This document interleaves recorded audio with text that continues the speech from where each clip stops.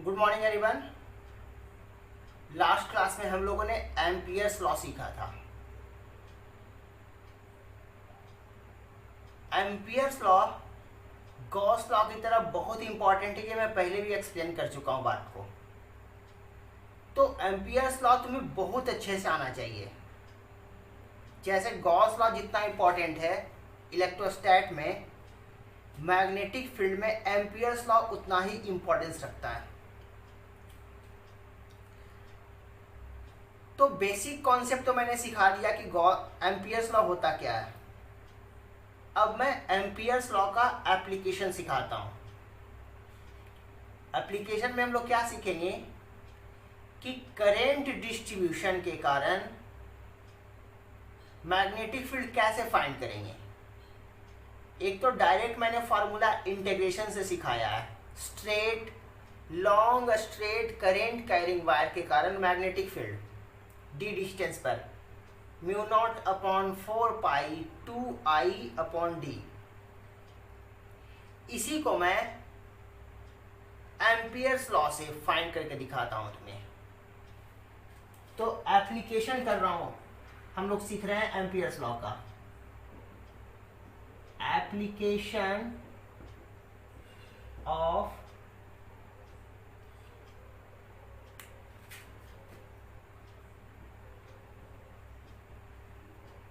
Ampere's law.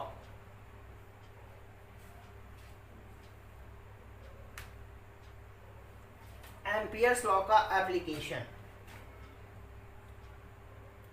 पहला application क्या है?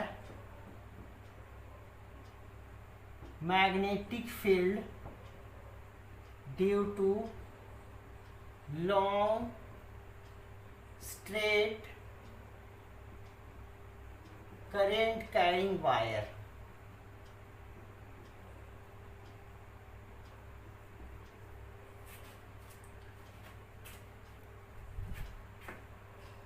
एम्पियर्स लॉ के हेल्प से ये मैं पहले इंटीग्रेशन करके फाइंड कर चुका हूं। अब मैं एम्पियर्स लॉ से इसे फाइंड कर रहा हूं।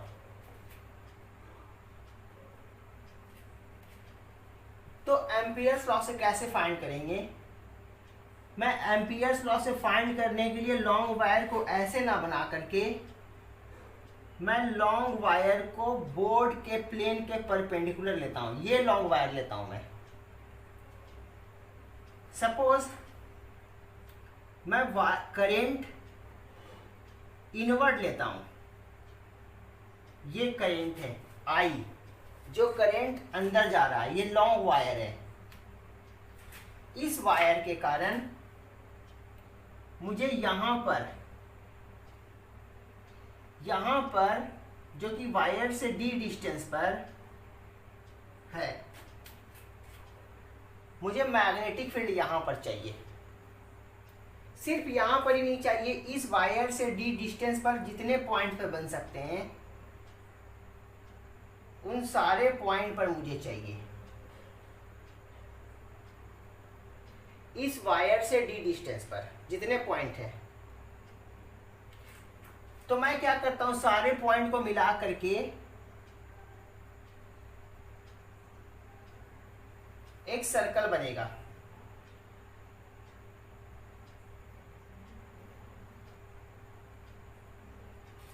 मुझे यहां पर भी फील्ड चाहिए, यहां चाहिए, इन सब सारे पॉइंट पर चाहिए अपने को।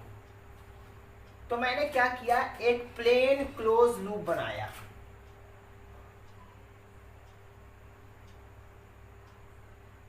प्लेन क्लोज लूप बनाया।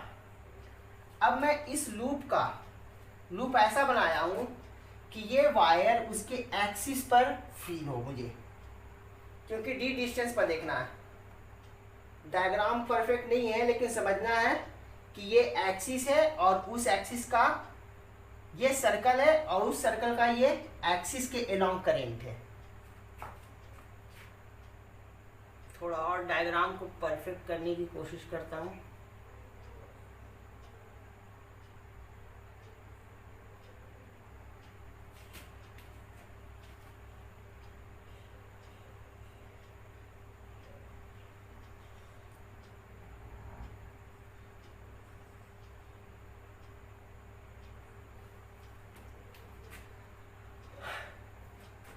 अब मैं इस लूप को एक डायरेक्शन देता हूं ताकि मैं पॉजिटिव साइड, लूप का पॉजिटिव साइड बता सकूं। याद करो मैंने ये सब सारा कल एक्सप्लेन किया था। करंट किधर है मेरा, अंदर है, तो मैं अंदर को पॉजिटिव साइड लेना चाहता हूँ। कोशिश करो जिधर करंट तुम्हें लेना है, जिधर तुम करंट ले रहे हो, करंट का डायरेक्शन पॉजिटिव साइड उधर ही लो। तो करंट मेरा अंदर है तो मैं लूप को पॉजिटिव में अंदर लेना चाहता हूँ, अंदर लेना चाहता हूँ मतलब लूप का डायरेक्शन मैं एरो क्लॉकवाइज दूंगा। तो यहां से मेरा लूप का पॉजिटिव अंदर आ गया। अब करंट मेरा पॉजिटिव अंदर में, इस प्लेन क्लोज लूप के अंदर करंट, प्लेन क्लोज लूप के, प्लेन क्लोज कर्व लूप भी बोल सकते हैं, प्लेन क्लोज कर्व में करंट सिर्फ आई है, बहुत सारा करंट डिस्ट्रीब्यूशन नहीं है। सिंगल करंट कैरिंग वायर के कारण अभी अपने को मैग्नेटिक फील्ड फाइंड करना था। तो करंट याद करो म्यू नॉट टाइम्स आई में, आई तुम्हारा यही बनेगा और पॉजिटिव आई ही बनेगा, क्योंकि करंट अंदर है और अंदर मैंने ही, अंदर भी मैंने पॉजिटिव लिया है, लूप का पॉजिटिव साइड मैंने अंदर लिया है। अब ये देखो तो इसके कारण, इस करंट कैरिंग वायर के कारण यहां पर बी फील्ड किधर होगा, डायरेक्शन तो कम से कम बता ही सकते हैं ना। तो देखो तो ये वायर है अंदर की तरफ, यहां पर मुझे मैग्नेटिक फील्ड का डायरेक्शन चाहिए। करंट के डायरेक्शन में थंब रखा नीचे, यहां पर मैग्नेटिक फील्ड इसके पोजीशन के परपेंडिकुलर, मैग्नेटिक फील्ड। इस लूप में कहीं भी तुम मैग्नेटिक फील्ड लो वो टेंजेंशियली तुम्हें दिखेगा, मैग्नेटिक फील्ड टेंजेंशियली दिखेगा कहीं भी देखो।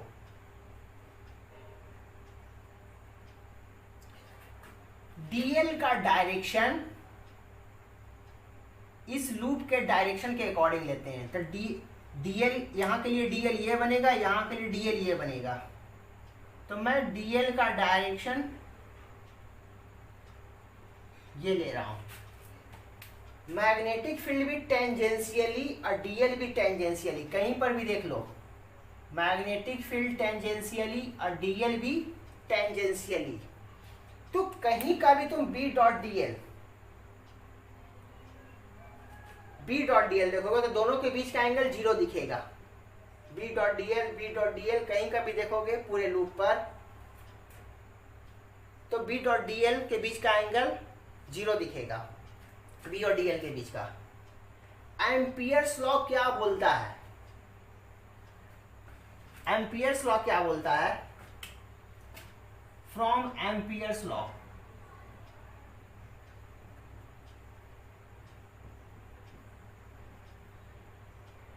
line integral of magnetic field along plane closed loop is equal to mu naught times total current enclosed by plane closed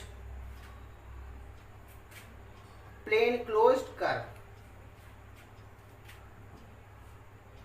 mu naught, इसके अंदर करंट तो सिर्फ आई ही था तो मैं आई ही लिख देता हूं, यहां पर लिख देता हूं फार्मूला के अकॉर्डिंग ये नेट करंट था। अब नेट करंट लूप के अंदर सिर्फ आई है और पॉजिटिव आई ही है। बी डॉट डीएल ध्यान देना, बी और डीएल के बीच का एंगल 0, तो B dot DL, B DL cos 0, cos 0 1। तो इसको मैं क्या लिख सकता हूं, बी डीएल। अब देखो तो मैग्नेटिक फील्ड का वैल्यू इस प्लेन क्लोज लूप पर कहीं पर भी देखोगे तो सेम मिलेगा, क्योंकि सारा डिस्टेंस डी है, तो हर जगह मैग्नेटिक फील्ड का मैग्नीट्यूड सेम मिलना चाहिए। डायरेक्शन अलग अलग हो सकता है लेकिन मैग्नीट्यूड डी डिस्टेंस पर देखेंगे तो सेम मिलेगा। तो बी यहाँ पर कांस्टेंट है मेरा, तो मैं इंटीग्रेशन से बी को बाहर कर लेता हूँ क्योंकि बी हर जगह का वैल्यू सेम था।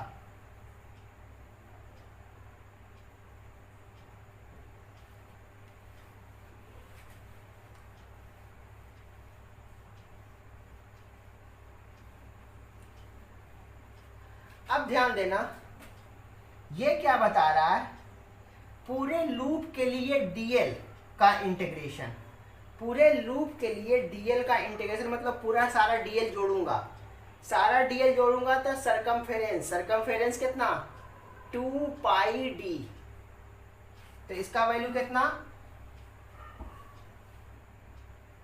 2 pi d equal to mu naught I, B equal to कितना,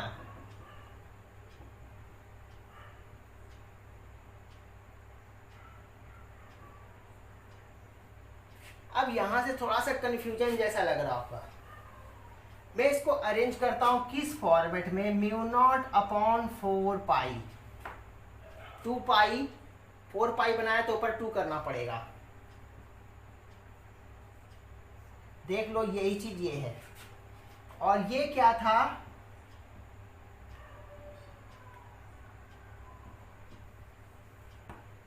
ये क्या है, लॉन्ग करेंट कैरिंग वायर के कारण डी डिस्टेंस पर मैग्नेटिक फील्ड का वैल्यू एम्पियर्स लॉ से मैंने फाइंड कर लिया। याद करो, ये मैंने एक जनरल फार्मूला पहले फाइंड किया था इंटीग्रेशन से, और फिर उस जनरल फार्मूला से थीटा का केस पुट करके ये वैल्यू लिखा था। एम्पियर्स लॉ से देख लो कितना आसानी से मैंने फाइंड कर लिया magnetic field long straight current carrying wire के कारण। तो एम्पियर्स लॉ का एप्लीकेशन करके long straight current carrying wire का मैग्नेटिक फील्ड बहुत ही इजीली फाइंड कर सकते हैं। अब मैं आगे एप्लीकेशन बताता हूं। अभी तो मैंने किसी वायर के कारण फाइंड करके दिखाया, अब मैं सिलिंड्रिकल वायर के कारण, लॉन्ग सिलिंड्रिकल वायर के कारण मैग्नेटिक फील्ड फाइंड करके दिखाता हूं। अब सिलिंड्रिकल में दो तरीके का सिलिंड्रिकल वायर, एक तो हॉलो और एक सॉलिड। पहले हॉलो पर हेडिंग लिख देता हूं, magnetic field due to long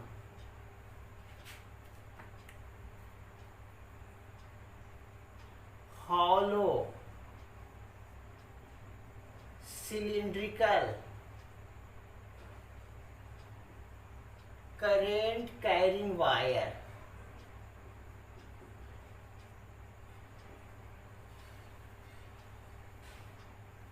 ये मेरा हेडिंग है।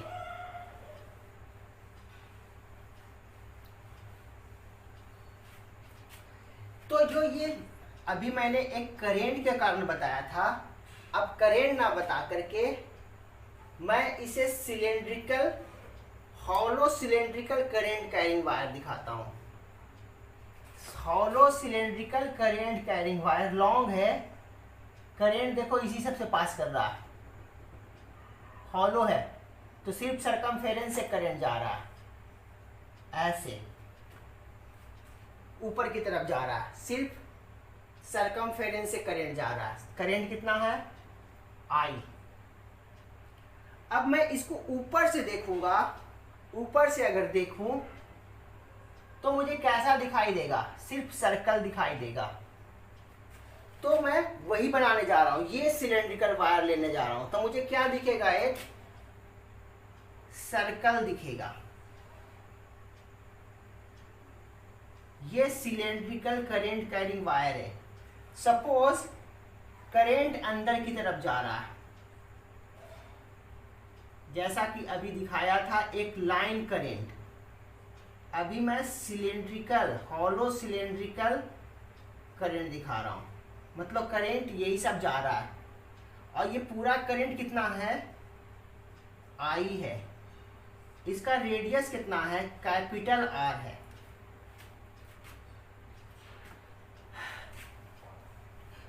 अब इसके कारण मुझे मैग्नेटिक फील्ड इस सिलिंड्रिकल करंट कैरिंग वायर के कारण मैग्नेटिक फील्ड मुझे बाहर भी निकालना पड़ेगा, अंदर भी निकालना पड़ेगा।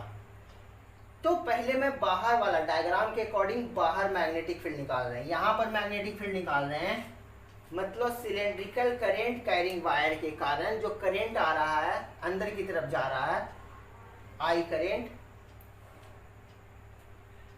उसको मैंने उस सिलेंड्रिकल वायर के बाहर मैं मैग्नेटिक फील्ड इन सारे पॉइंट पर फाइंड करना चाहता हूँ।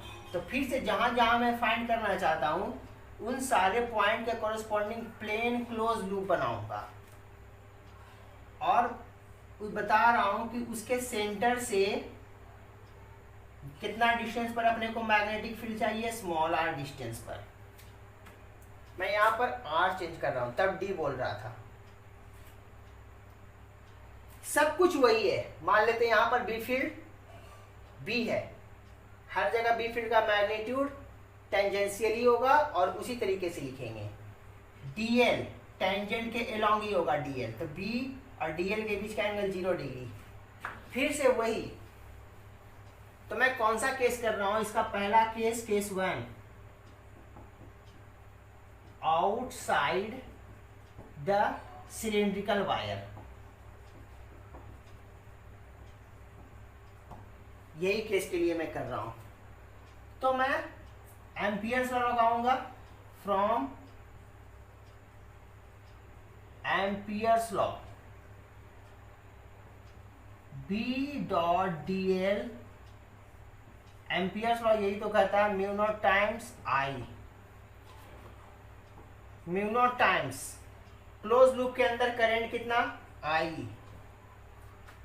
बी डॉट डी एल, हर जगह बी का magnitude B dot D L के बीच का एंगल 0, तो बी डी एल बन जाएगा। और बी कांस्टेंट है, हर जगह का मैग्नेटिक फील्ड का मैग्नीट्यूड सेम है, बी कांस्टेंट है, डी एल का इंटीग्रेशन क्लोज लूप के लिए पूरा circumference 2 pi R, B into 2 pi R equal to mu naught times I. तो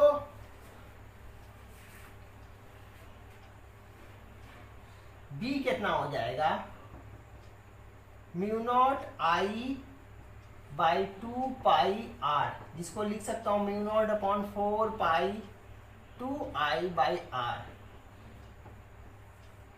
देख लो वही फार्मूला आ गया। इसका मतलब है कि जो मैग्नेटिक फील्ड किसी वायर के कारण डी डिस्टेंस पर होता था, वही मैग्नेटिक फील्ड सिलेंड्रिकल वायर के कारण आउटसाइड होगा।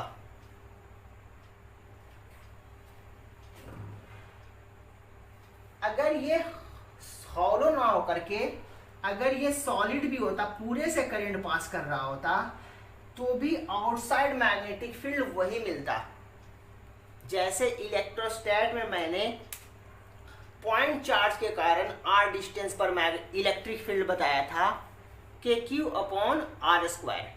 हॉलो स्फीयर के कारण आउटसाइड पॉइंट पर electric field K Q upon are square. Solid uniformly charge sphere के कारण आउटसाइड पॉइंट पर electric field K Q upon are square. Point charge, hollow sphere, solid sphere, सबके कारण outside point पर magnetic field same ही होगा, उतना ही होगा जितना पॉइंट चार्ज के बराबर का होगा। वैसे यहां भी एक्सप्लेन करेंगे। लाइन करंट के कारण आर डिस्टेंस पर जो मैग्नेटिक फील्ड होगा वही hollow cylindrical current carrying wire या फिर सिलेंड्रिकल करंट, पूरे में करंट हो, सिलेंड्रिकल करंट कैरिंग वायर के कारण आउटसाइड पॉइंट पर मैग्नेटिक फील्ड लाइन करंट जैसा ही हो। लाइन करंट के कारण जो मैग्नेटिक फील्ड होता है वैसा ही सॉलिड के कारण भी होगा, हॉलो के कारण भी होगा आउटसाइड पॉइंट पर। तो मैंने हॉलो का तो एक्सप्लेन किया, सॉलिड का भी वही होगा। अब मैं चेक करना चाहता हूं हॉलो वाले के कारण ही अंदर मैग्नेटिक फील्ड कितना होगा। मैं नया डायग्राम करता हूं।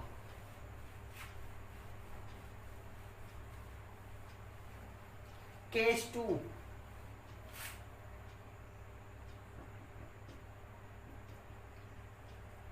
मैं केस 2 क्या था, inside the hollow cylindrical current carrying wire.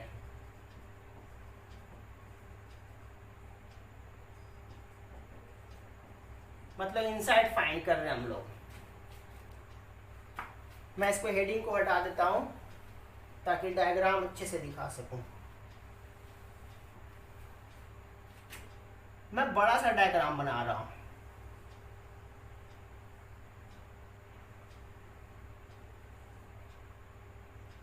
Suppose यही करंट है, इस बार मैं करंट इनवर्ट ना ले करके मैं आउटवर्ट करंट ले रहा हूं। बाहर की तरफ करंट आ रहा है सर्कमफेरेंस से।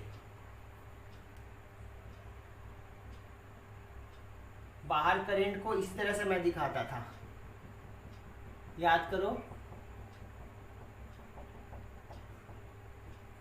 करंट बाहर की तरफ आ रहा है, इसका रेडियस कैपिटल आर है और मुझे यहां पर चाहिए, यहां पर चाहिए मैग्नेटिक फील्ड जो कि एक्सिस से स्मॉलर डिस्टेंस पर है। करंट कितना है आई। सिर्फ यहीं पर नहीं, एक्सिस से स्मॉलर डिस्टेंस पर जितने पॉइंट बन रहे हैं उन सारे पॉइंट पर मुझे चाहिए मैग्नेटिक फील्ड। तो मैं क्या करता हूं, एक प्लेन क्लोज लूप बनाता हूं।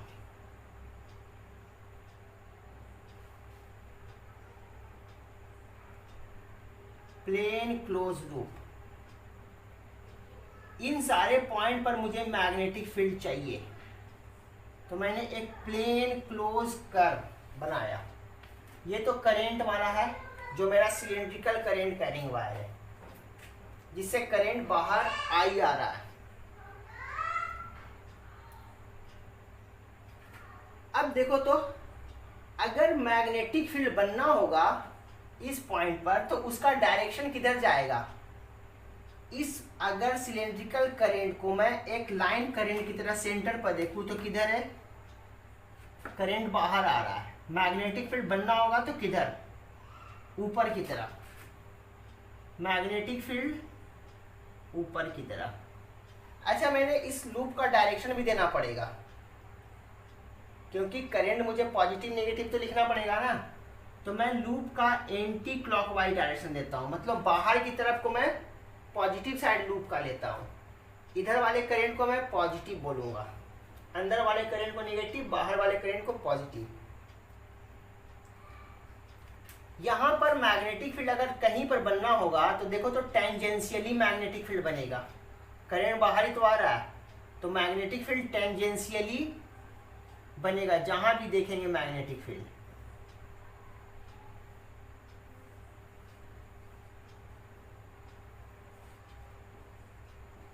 इन सारे पॉइंट्स पर डीएल भी इधर ही होगा, देख लो। बी और डीएल का बीच का एंगल 0 होगा। किसी भी प्लेन क्लोज लूप पर किसी भी पॉइंट के लिए बी डॉट डीएल देखो तो बी और डीएल के बीच का एंगल 0 मिलेगा। तो मैं क्या कर रहा हूं, from Ampere's law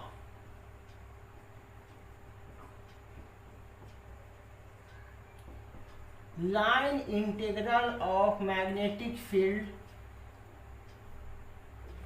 resultant magnetic field through any plane closed loop is equal to mu naught times current inside the plane closed loop। ये देखो तो जैसे अभी तक कर रहा था बी डॉट डीएल, बी और बी के बीच डीएल के बीच का एंगल 0, तो बी डीएल, बी कांस्टेंट था और डीएल का इंटीग्रेशन 2 पाई आर, कितना 2 pi circumference 2 pi are.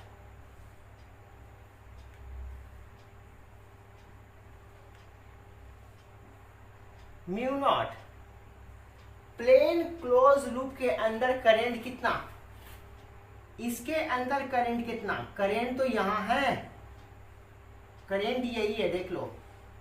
Current इधर है तो कोई प्लेन क्लोज लूप के अंदर करंट आएगा क्या, क्योंकि करंट सिर्फ सर्कमफेरेंस से बाहर आ रहा है, सरफेस से बाहर आ रहा है। तो इस प्लेन क्लोज लूप के अंदर कोई करंट नहीं है। करेंट जीरो, तो मैग्नेटिक फील्ड भी क्या बन जाएगा, जीरो। इसीलिए किसी hollow cylindrical current carrying wire के अंदर मैग्नेटिक फील्ड कहीं पर भी जीरो। और बाहर कैसे लिखते थे, जैसे लाइन करंट के कारण लिखते थे।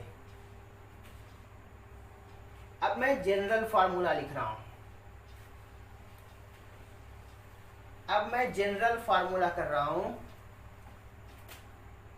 मैग्नेटिक फील्ड जीरो होगा जब R लेस देन R होगा। मैग्नेटिक फील्ड बाहर में R ग्रेटर देन R के लिए क्या होगा, म्यू नॉट अपॉन 4 पाई 2I अपॉन R। और देखो तो बाहर में सरफेस पर आ जाऊंगा तो स्मॉल r की जगह कैपिटल R बन जाएगा। तो सरफेस पर कितना, सरफेस पर मैग्नेटिक फील्ड कितना, स्मॉल r की जगह capital R।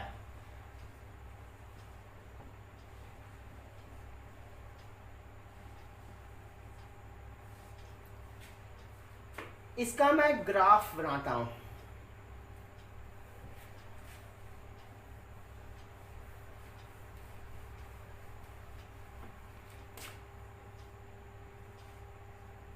R magnetic field, hollow cylindrical current carrying wire के कारण एक्सिस पर R लेस देन R हो, मतलब वायर के अंदर किसी पॉइंट पर मैग्नेटिक फील्ड जीरो होता है। तो अंदर में R इक्वल टू R, ये सरफेस वाला पॉइंट है। सरफेस के अंदर कहीं भी देख लो मैग्नेटिक फील्ड तुम्हें जीरो ही दिखेगा। अंदर में मतलब ये पॉइंट इंक्लूड नहीं है, अंदर में मैग्नेटिक फील्ड जीरो। जैसे ही सरफेस पर आते हैं, सरफेस पर मैग्नेटिक फील्ड कितना,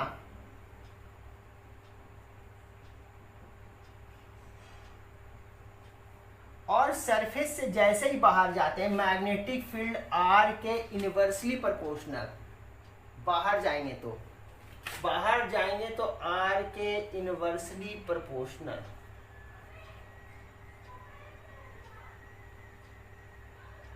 देख लो यही मैग्नेटिक फील्ड, अंदर में जीरो, बाहर में R के इनवर्सली प्रोपोर्शनल। ये hollow cylindrical current carrying wire के कारण एम्पियर्स लॉ से मैंने मैग्नेटिक फील्ड फाइंड किया।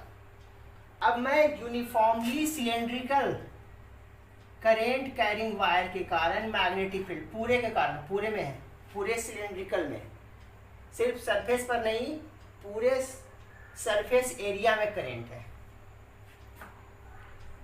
तो अंदर बाहर, बाहर तो जैसे लाइन करंट का लिख रहा था, जैसे हॉलो का जो रिजल्ट था, वैसे ही सॉलिड का भी वही रिजल्ट आएगा आउटसाइड। तो आउटसाइड में तो कोई प्रॉब्लम नहीं है, आउटसाइड का रिजल्ट सॉलिड के लिए भी यही आएगा। सिर्फ इनसाइड, जो कि बहुत ही इंपॉर्टेंट है और समझने वाला पॉइंट भी है, तो सिर्फ मैं इनसाइड वाला केस करने जा रहा हूं।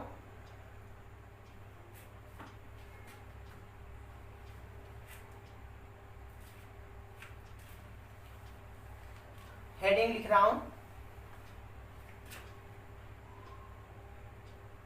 Magnetic field due to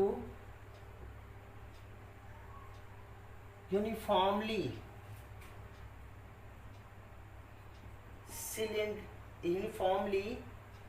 magnetic field due to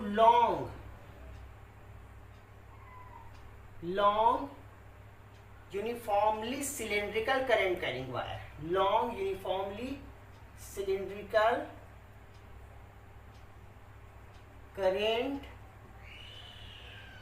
carrying wire. Hollow में भी लॉन्ग के लिए देख रहे थे हम लोग।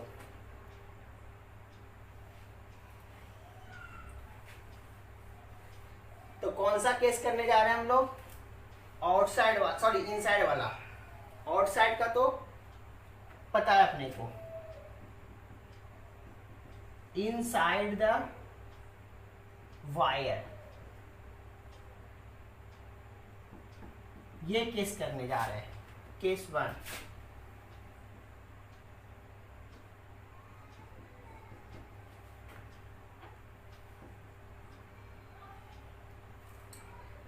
मैं cylindrical, uniformly cylindrical current carrying wire को मैं बड़ा दिखा रहा हूं।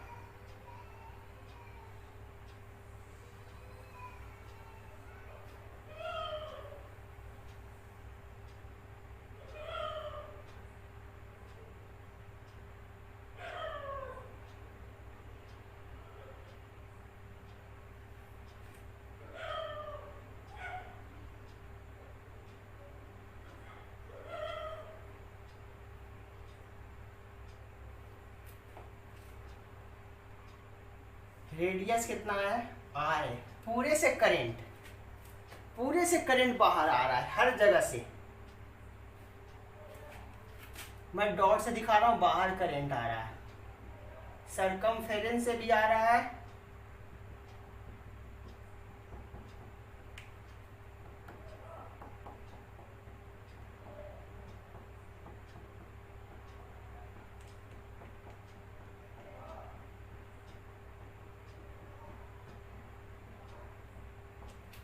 तो बाहर के लिए तो वही रिजल्ट हो जाएगा।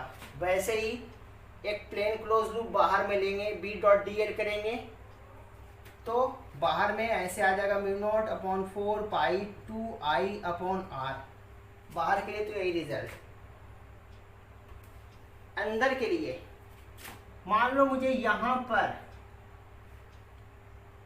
मैग्नेटिक फील्ड चाहिए जो कि सेंटर से r डिस्टेंस पर, एक्सिस से r डिस्टेंस पर बहुत सारे पॉइंट बनेंगे, उन सारे पॉइंट पर मुझे चाहिए। तो मैं एक प्लेन क्लोज लूप बनाऊंगा उन सारे पॉइंट को लेकर के, और मैं उसे बोलूंगा plane close loop, plane close curve. अच्छा, करंट कितना पूरे वायर से और क्रॉस सेक्शन से करंट कितना आ रहा है बाहर, I। यूनिफॉर्मली डिस्ट्रीब्यूटेड है करंट, मतलब हर एक यूनिट एरिया से सेम करंट। अगर यहां पर मैग्नेटिक फील्ड बनना होगा तो करंट बाहर है, तो देखो ऊपर टेंजेंशियली, यहां जहां भी देखेंगे टेंजेंशियली मैग्नेटिक फील्ड बनने जा रहा है। इस प्लेन क्लोज लूप का मैं एंटी क्लॉकवाइज में डायरेक्शन भी देता हूं, मतलब पॉजिटिव साइड लूप का मैंने प्लेन क्लोज लूप का बाहर लिया है, मतलब बाहर वाले करंट को मैं पॉजिटिव बोलूंगा। करंट भी बाहर ही आ रहा है, इसीलिए मैंने करंट के डायरेक्शन में ही पॉजिटिव लिया है मैंने।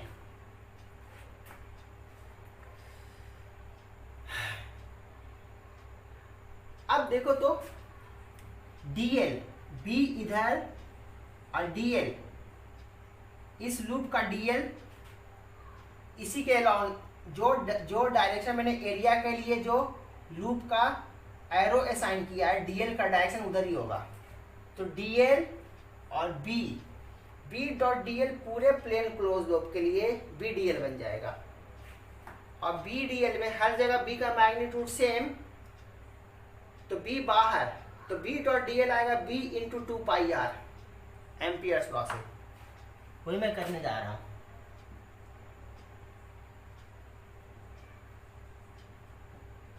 From Ampere's law, B dot dl का line integral equal to μ0 times I net. B dot dl ये तो 2πr आएगा, μ0 I नेट कितना, इतना cross section r cross pi r square cross section area से I करेंट, इतना area से कितना करंट। यूनिटरी मेथड, क्या यूनिटरी मेथड, पाई r स्क्वायर, इतना एरिया से कितना करंट I, यूनिट एरिया से कितना करंट कितना एरिया से करंट चाहिए, पाई आर स्क्वायर से।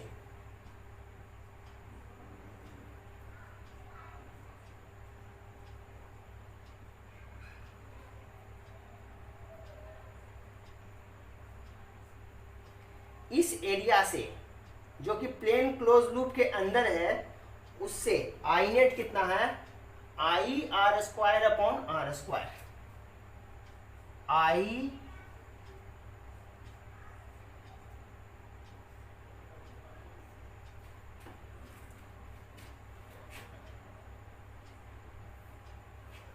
ऊपर लिखता हूं मैं,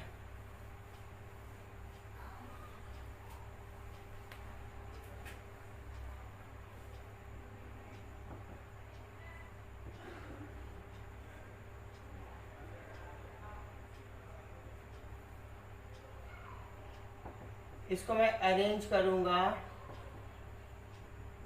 लॉन्ग वायर के कारण मैग्नेटिक फील्ड, तो इस फॉर्मेट में आएगा।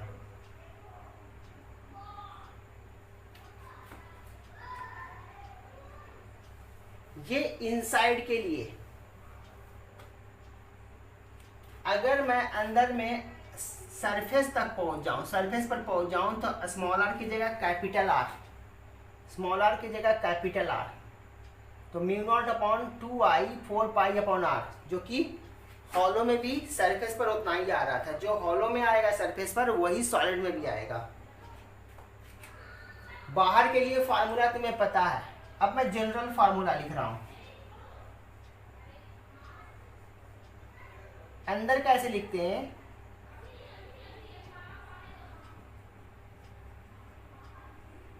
ये कब, जब r लेस देन और इक्वल टू r, सरफेस तक के लिए वैलिड है, अंदर में सरफेस तक। और बाहर के लिए फार्मूला कैसा,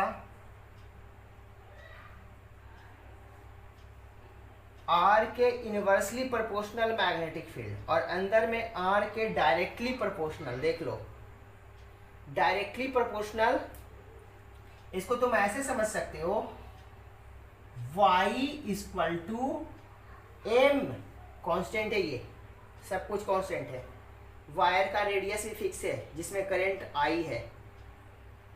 y equal to M X plus सी।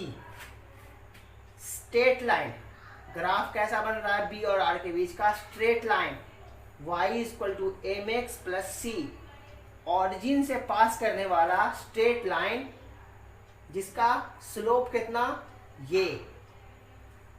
तो अंदर में मैग्नेटिक फील्ड r के डायरेक्टली प्रोपोर्शनल है, तो ग्राफ लीनियर होगा, और बाहर में इनवर्सली प्रोपोर्शनल है, हाइपरबोलिक ग्राफ। अंदर में लीनियरली और बाहर में हाइपरबोलिक। अब मैं ग्राफ ड्रॉ करके दिखाता हूं।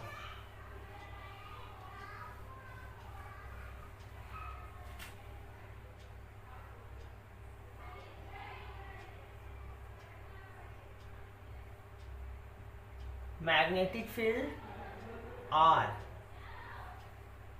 अंदर में सरफेस, ये सरफेस वाला पॉइंट है। अंदर में कैसा था, y equal to M X, Y equal to M X, और ओरिजिन से पास कर रहा है ग्राफ।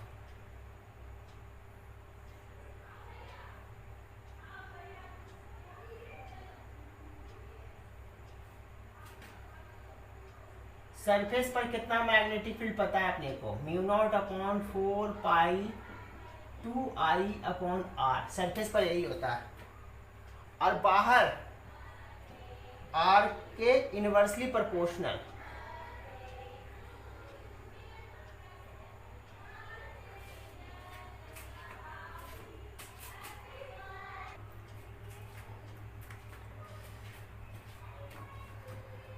अंदर में magnetic field uniformly current carrying wire के कारण, वायर के इनसाइड मैग्नेटिक फील्ड कैसे लिखते हैं, ये अभी मैंने बताया।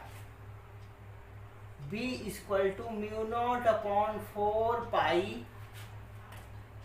2i upon r square R, अंदर में ऐसे ही लिखते हैं।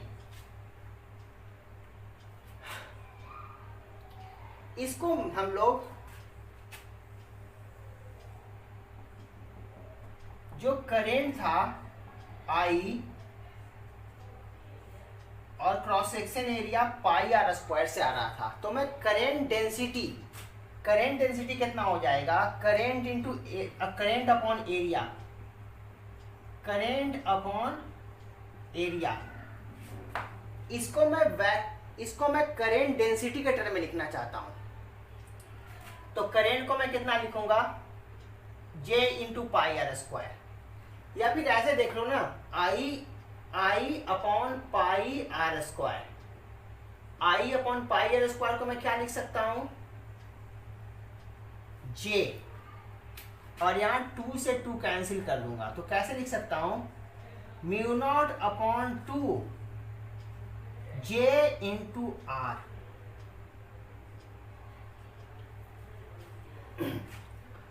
अब यहां से मैं इसको वेक्टर बनाना चाहता हूं, वेक्टर में लिखना चाहता हूं, तो वेक्टर में मैं कैसे लिखूंगा इसको,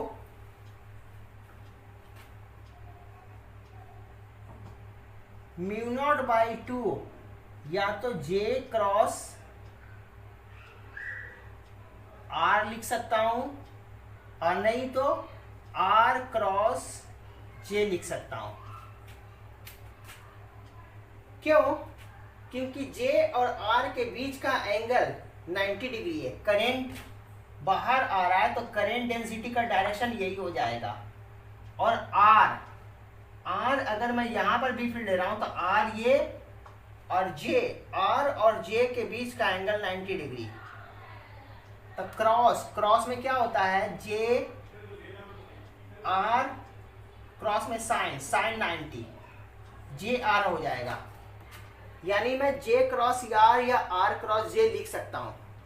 अब मुझे ये डिसाइड करना है कि क्रॉस में ऐसे लिखूंगा या ऐसे लिखूंगा। तो अब मुझे सिर्फ इतना ये तो पता चल गया कि क्रॉस लिखूंगा, लेकिन J क्रॉस R या R क्रॉस J, तो J क्रॉस R होता है। क्यों होता है वो मैं एक्सप्लेन कर रहा हूं। मैग्नेटिक फील्ड याद करो, यहां पर मैग्नेटिक फील्ड का डायरेक्शन किधर था, करंट बाहर आ रहा है, तो मैग्नेटिक फील्ड यहां पर ऊपर, यहां पर मैग्नेटिक फील्ड इधर टेंजेंशियली।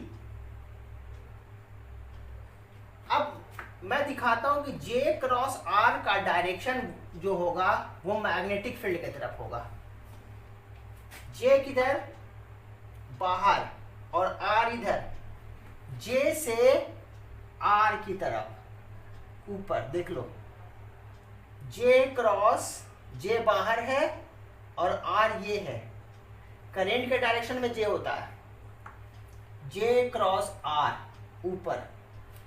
अगर मैं R क्रॉस J करता, R से J की तरफ, तो नीचे होता, मैग्नेटिक फील्ड है ऊपर, मतलब J क्रॉस R ही होगा। तो मैं इसको वेक्टर फॉर्म में मैग्नेटिक फील्ड को इस तरह से लिख सकता हूं।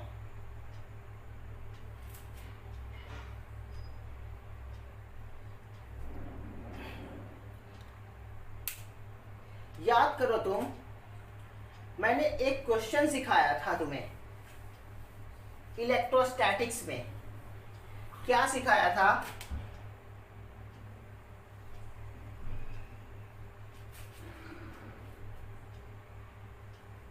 पूरे वॉल्यूम में चार्ज है,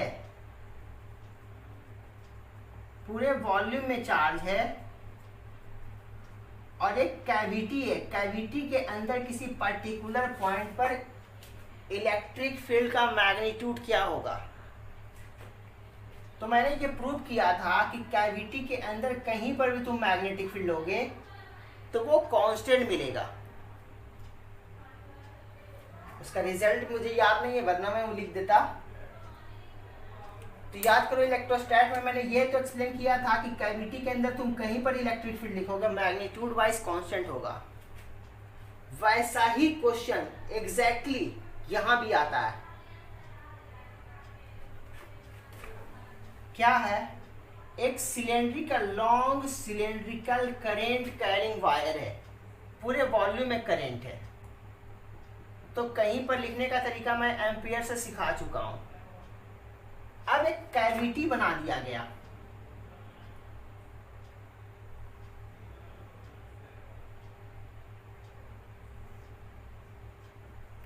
इस कैविटी के अंदर सरफेस तक तो करंट है, लेकिन कैविटी के अंदर करंट नहीं है। मुझे किसी पर्टिकुलर पॉइंट पर देखना है मैग्नेटिक फील्ड कैसा मिलेगा, किसी पर्टिकुलर पॉइंट पर। तो जैसे मैंने वहां एक्सप्लेन किया था, याद करो, इलेक्ट्रोस्टैटिक में एग्जैक्टली यहां पर भी वैसे ही एक्सप्लेन करूंगा मैं।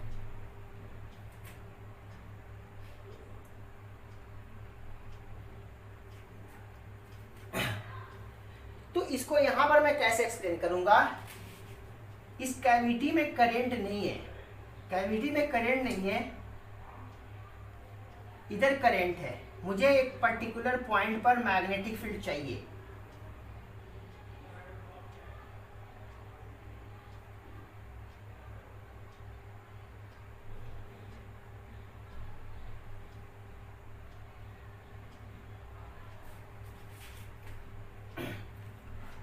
तो क्या करूंगा मैं? इस कैविटी के अंदर मैं मान लेता हूं कि ये पूरे में करंट है, जबकि इस कैविटी में तो करंट नहीं था।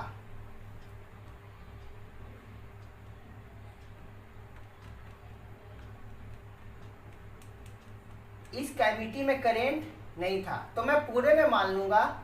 तो कैविटी में भी करंट मैंने बाहर मान लिया, तो मैं एक कैविटी में एक और करंट अंदर की तरफ मानता हूं, ताकि बाहर वाला करंट और अंदर वाला करंट कैंसिल आउट कर दे और यहां इस कैविटी में कोई करंट ना रहे। तो मैं पूरे में मान रहा हूं अगर करंट, क्वेश्चन में इस कैविटी में करंट नहीं है, तो मैं मान लेता हूं इस कैविटी में भी करंट बाहर की तरफ आ रहा है। तो एक करंट मैं अंदर की तरफ मानना पड़ेगा, उतना ही मैग्नीट्यूड का, ताकि इस कैविटी में नेट करंट 0 हो। अब अगर मैं मान लूं कि पूरे में करंट है, यहां भी करंट बाहर की तरफ है, तो इसके कारण मैं किसी पर्टिकुलर पॉइंट पर मैग्नेटिक फील्ड लिख सकता हूं। देखो, तो मान लो ये डिस्टेंस,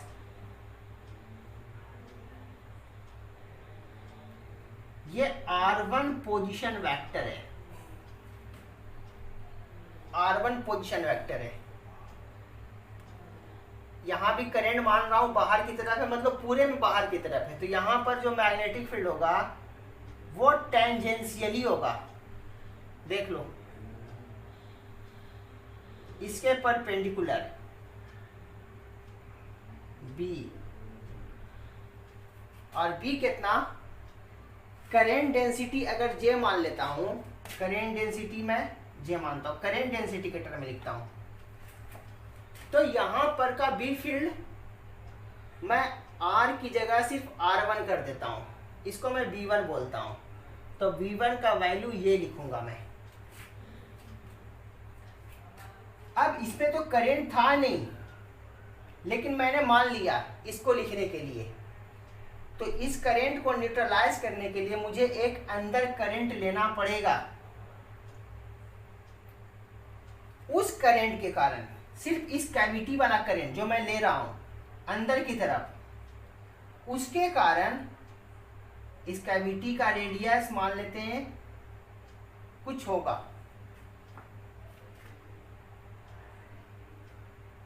अब ध्यान देना, इस कैविटी वाला करंट जो कि अंदर की तरफ होगा, करंट डेंसिटी उतना ही लेना पड़ेगा, तभी तो न्यूट्रलाइज होगा, नेट करंट 0 होगा इसमें। इसका पोजीशन वेक्टर मैं R2 लेता हूं।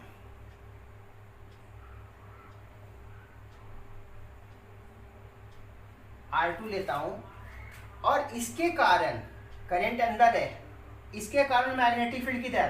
पोजीशन के परपेंडिकुलर, पोजीशन के परपेंडिकुलर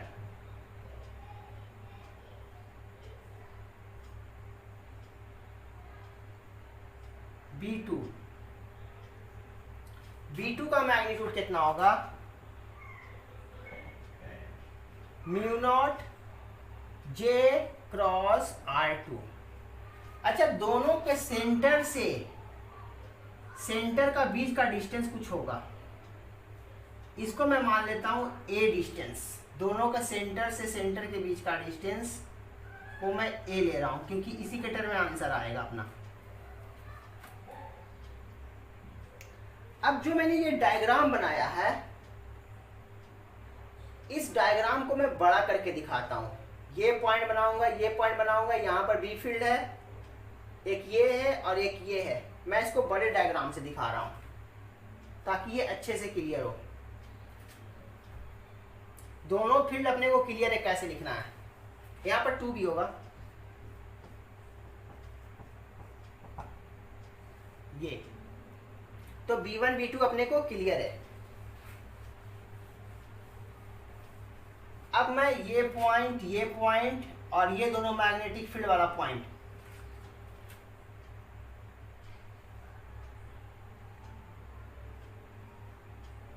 इसको O1, इस पॉइंट को मैं थोड़ा इधर करके दिखा रहा हूं।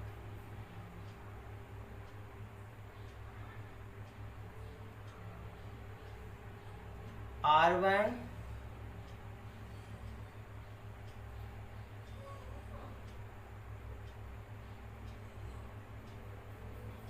R2, इसके ठीक परपेंडिकुलर मैग्नेटिक फील्ड था B2,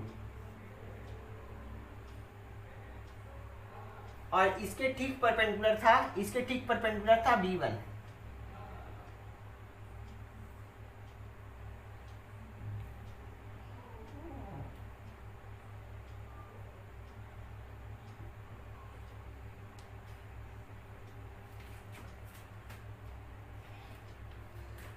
अब ध्यान देना, इसके ये डिस्टेंस A था,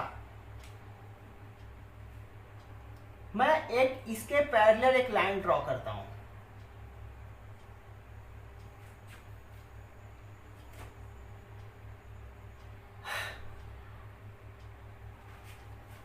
इन दोनों, इसका एक कंपोनेंट मैं इधर लेता हूं, इसका एक कंपोनेंट मैं इधर लेता हूं।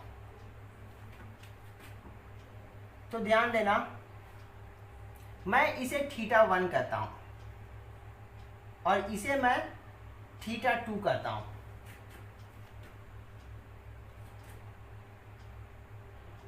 ये θ1, ये दोनों परपेंडिकुलर, ऑल्टरनेट एंगल से ये भी θ1, तो ये 90 माइनस θ1, 90 माइनस θ1, और एक मैं वर्टिकल लाइन लेता हूं, तो ये बन जाएगा, दोनों परपेंडिकुलर है, ये 90 माइनस θ1, तो ये θ1। सिमिलरली जैसे ये θ2 है तो ये θ2 हो जाएगा। अब मैं इसको हटा देता हूं।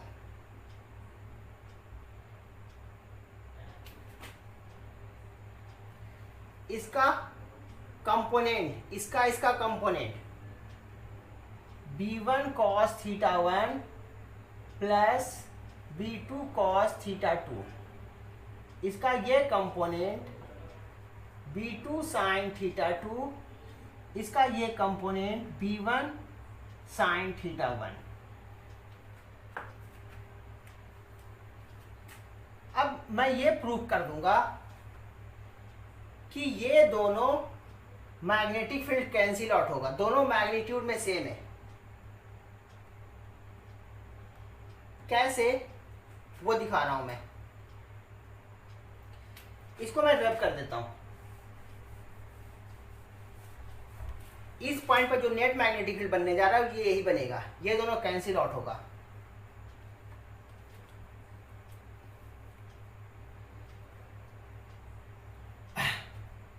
ये ध्यान देना, इस ट्राइंगल से मैं कैसे लिख सकता हूं, साइन रूल से। ट्राइंगल में साइन रूल कैसे लिखते हैं, R1 upon sine theta 2 equal to R2 upon sine theta 1। R1 upon sine theta 1, R1 upon sine theta 2 equal to R2 upon sine theta 1 from sine rule.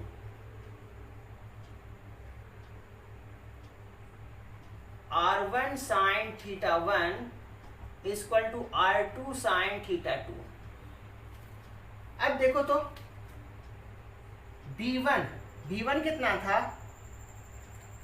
B0 upon 2 J cross R को मैं JR लिखता हूं, JR1। और B2 को मैं कितना लिखता हूं, mu naught upon 2 J cross R2, angle 90 degree था तो JR2। B1 sine theta 1, B1 sine theta 1 तो sine theta 1, B2 sine theta 2,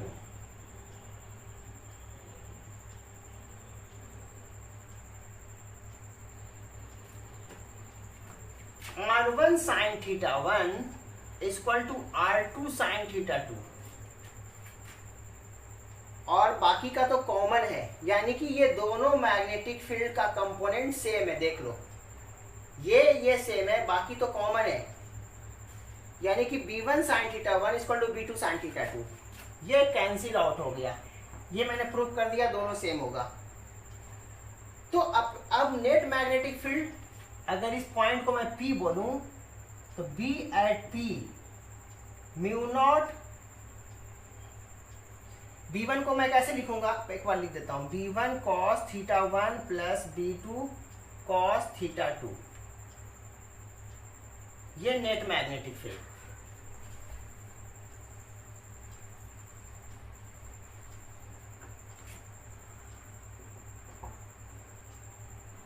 अब B1 का वैल्यू कितना था, mu naught upon 2 JR1 cos theta 1 plus mu naught upon 2 JR2 cos theta 1 cos theta 2।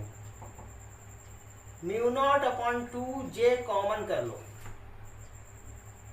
R1 cos theta 1 plus R2 cos theta 2। Exactly वैसा ही calculation आ रहा है जैसा इलेक्ट्रोस्टैटिक में आया था। यहां में परपेंडिकुलर, ये R1 तो ये R1 कॉस थीटा 1, ये R2 तो ये R2 cos theta 2, R2 cos theta 2, R1 cos theta 1, R1 cos theta 1 plus R2 cos theta 2 equal to A mu naught upon 2 J into A। देख लो कांस्टेंट आ गया। ये depend नहीं कर रहा है कि मैग्नेटिक फील्ड में कहां पर फाइंड कर रहा हूं, सिर्फ ये डिपेंड कर रहा है कि दोनों के सेंटर के बीच का डिस्टेंस क्या है। कैविटी के अंदर मैं कहां फाइंड कर रहा हूं, कैविटी के अंदर वाला पॉइंट है, कैविटी के अंदर मैं कहां फाइंड कर रहा हूं उससे इंडिपेंडेंट है। सिर्फ ये डिपेंड कर रहा है कि कैविटी का सेंटर, कैविटी का एक्सिस, सेंटर नहीं, कैविटी का एक्सिस और सिलेंड्रिकल करेंट कैरिंग वायर का एक्सिस के बीच का डिस्टेंस क्या है, उस पर डिपेंड कर रहा है। यानी कि कैविटी के अंदर कहीं पर भी तुम मैग्नेटिक फील्ड देखो, मैग्नीट्यूड बाय सेम मिलेगा। और अगर मैं इसे वेक्टर से प्रूव करता, ये तो मैंने स्केलर से प्रूव करके दिखाया, अगर वेक्टर से प्रूव करता तो ये J क्रॉस A आता।